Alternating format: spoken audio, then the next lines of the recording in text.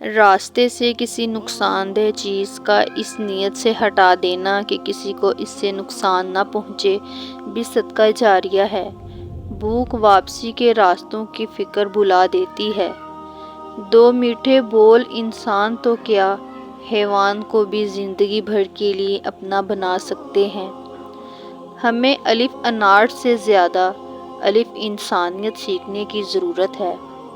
بیٹے کو اتنا پڑھاؤ کہ جہیز مانگنے کی ضرورت نہ پڑے، اور بیٹی کو اتنا پڑھاؤ کہ جہیز دینے کی ضرورت نہ پڑے۔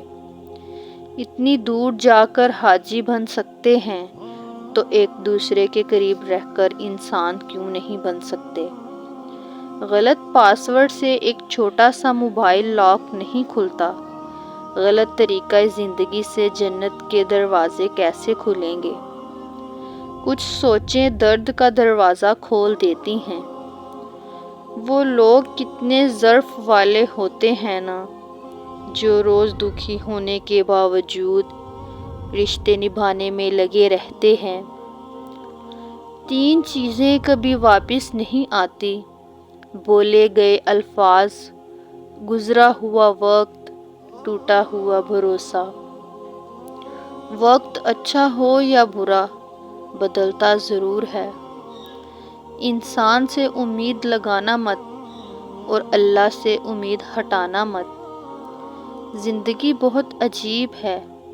ہم کسی بھی چیز کے بغیر آتے ہیں، پھر ہم ہر چیز کے لیے لڑتے ہیں، پھر ہم ہر چیز چھوڑ کر بغیر کسی چیز کے رخصت ہو جاتے ہیں۔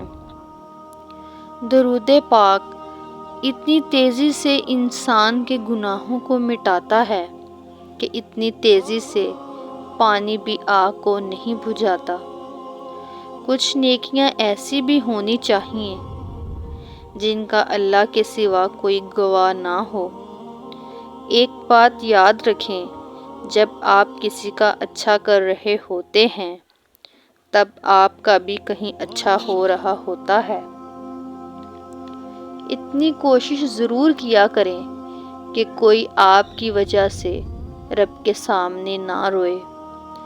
احساس کیا ہے دوسروں کی تکلیف کو اپنی تکلیف سمجھنا؟ برے وقت میں کندھے پر رکھا گیا ہاتھ کامیابی پر بجنے والی تالیوں سے زیادہ قیمتی ہوتا ہے۔ غصہ وہ سزا ہے جو ہم کسی اور کی غلطی پر خود کو دیتے ہیں۔ زبان کو قابو میں رکھو، یہ ایسا تیر ہے جس کا نشانہ اکثر غلط ہی ہوتا ہے۔ ادب کا دروازہ اتنا چھوٹا اور تنگ ہوتا ہے کہ اس میں داخل ہونے سے پہلے سر کو جھکانا پڑتا ہے۔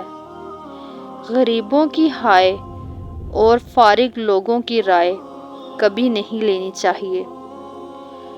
غلط جس نے تمہاری ایک بات بھی سنے بغیر تمہیں غلط مان لیا، وہ تمہارے لاکھ دلائل پر بھی تمہیں صحیح نہیں مانے گا۔